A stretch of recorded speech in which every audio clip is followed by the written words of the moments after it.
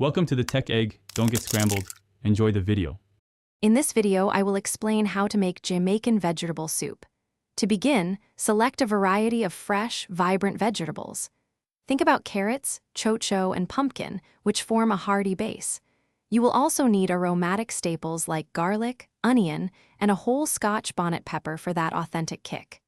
Don't forget essential seasonings such as fresh thyme, pimento berries, and a dash of black pepper to build a truly flavorful foundation for your delicious soup.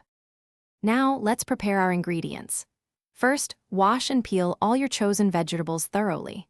Next, chop the harder vegetables, like carrots and potatoes, into roughly 1-inch pieces to ensure even cooking. Softer vegetables, such as callaloo or spinach, can be roughly chopped and set aside to be added later in the process. This staggered approach helps maintain their texture and vibrant color in the finished soup. To build that rich, authentic flavor, begin by sautéing your chopped garlic and onion in about 2 tablespoons of cooking oil until fragrant. Then, add your harder vegetables along with 4 cups of water or vegetable broth. Bring this mixture to a boil, then reduce the heat and let it simmer gently for at least 30 minutes. This allows the flavors to meld beautifully and the vegetables to become wonderfully tender.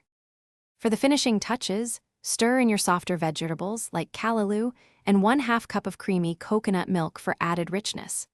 Continue to simmer for another 5 to 10 minutes or until all vegetables are tender but not mushy. Taste and adjust the seasoning with salt and pepper as needed. Serve your piping hot, hearty Jamaican vegetable soup immediately, perhaps with a slice of warm, hard dough bread. Thanks for watching. Consider subscribing if I helped unscramble your problems.